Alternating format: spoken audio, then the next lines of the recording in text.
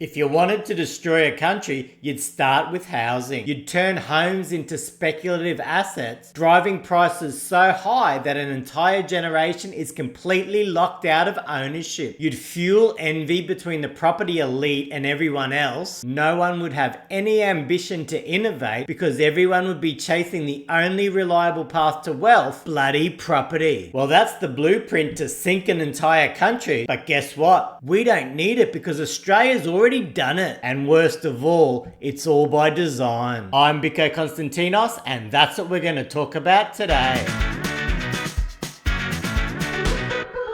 Have you heard of the Greek hero Boethides? He was one of the lesser known heroes to fight in the Trojan War. When he was a child, his mother held him by the groin and dipped him in the river Styx. This was done to make him invincible in battle. However, he had a weak spot. Because his mother held him by the groin, that was where he was most vulnerable. Now, I know you've heard about Achilles' heel, but now you're also acquainted with Boethides' nuts.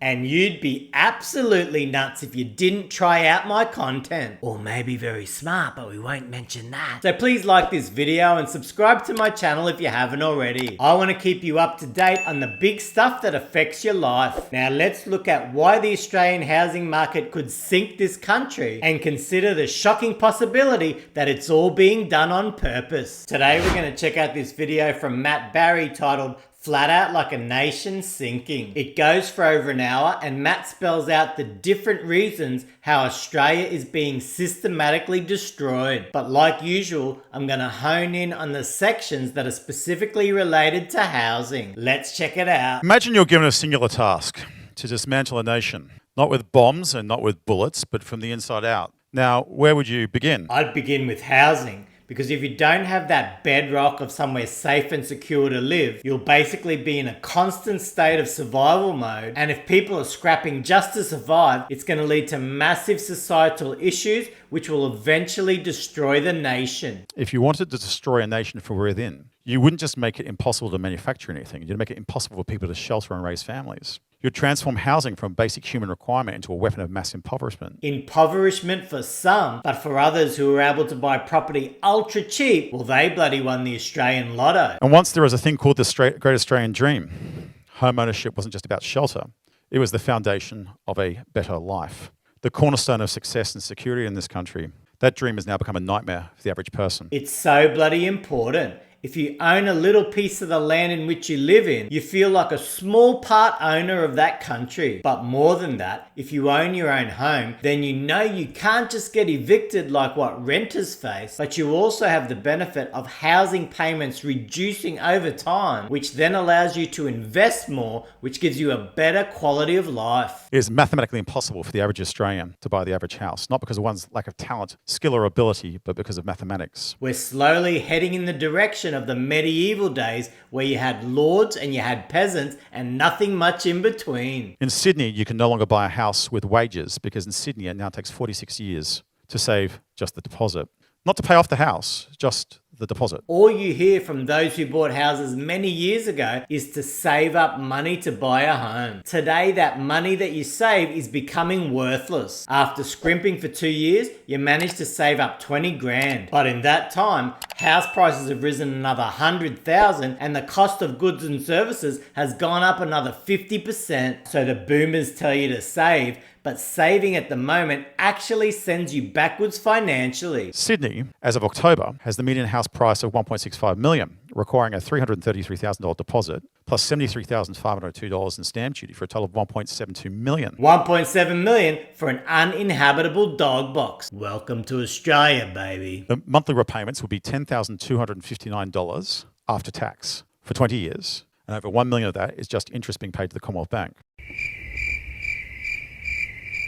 But this crisis is not natural, it's engineered. While Australia's struggle to afford rent, the government has flooded the country with the largest immigration wave in history, not by the hundreds, not by the thousands, but 737,000 in the year ending 30th of June 2023. Are you telling me that this housing crisis, which has forced hardworking Australians to actually have to live in tents or in their cars, was all done by design? Are you actually freaking telling me that? So why in a cost of living crisis would they import a Canberra and a Hobart, per year. Can't answer that one. Why, in a cost of living crisis, would they allow 969,230 international student enrollments in this country when we send 13,529 out? So we approve nearly 1 million overseas student enrollments, but only 13,000 Australians study overseas? Those figures are absurd. When you know there's only 6.9 million international students in the world that actually leave their country to go to study in another country.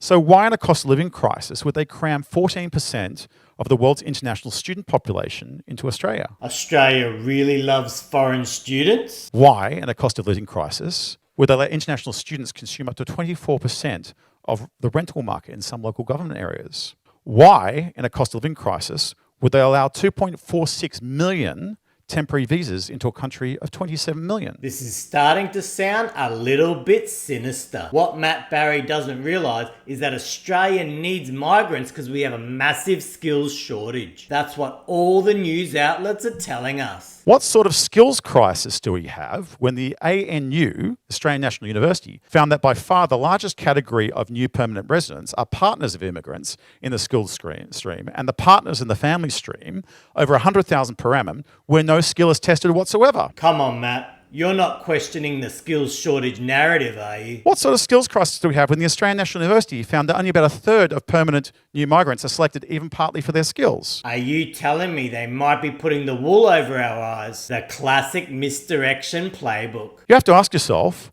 why would they punch the price of Australian housing to the moon? This is something that I ask myself consistently. On the one hand, I get it because it's the easy solution because most people own their own home. But policymakers must understand that by locking more and more people completely out of the housing market, you're setting the country up for total failure. And when things get really bad, property owners won't get off scot-free. Everyone will basically lose. Australian first home buyers are stuck on a treadmill trying to save for a deposit, competing with the world's wealthy in a casino for foreign capital in what Transparency International rates the worst money laundering property market in the world. So not only do first home buyers have to compete with wealthy Australian property investors, they also have to compete with wealthy foreigners buying up our property. And what's even worse, a lot of that foreign money is bloody dirty. We used to talk about getting a fair go in this country, the idea that everyone deserves a fair chance. If you work hard, you'll get ahead.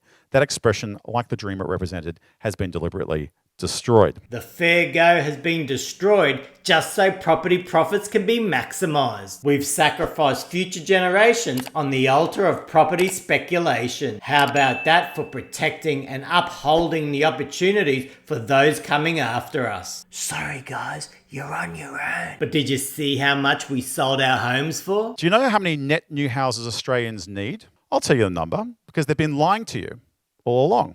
0. The tulip bulb mania that has pumped a real estate bubble to the moon in this country, wrecked the Australian standard of living, led to significant deterioration in the Australian way of life, swung the wrecker's ball through enough of Australian society and culture, is 100% due to an unhinged, uncalibrated, and totally out of control mass immigration program. Matt's right. Australia builds a crapload of homes, so if immigration levels were kept significantly lower, there'd be absolutely no housing crisis. Because when there's less demand for homes and rentals, prices just can't surge as quickly because buyers and renters have more choice. But when you artificially create scarcity, it creates mass demand and desperation. And that's exactly what we've seen in Australia over the past few years. It's something I never thought I'd see, and something I hope I never see again. Houses shouldn't be treated like casino chips for the wealthy. Millions of Australians' lives and their future financial well-being are completely dependent on affordable housing. And how can we have affordable housing when we fail to plan immigration levels that align to the current housing supply? Behold Australia.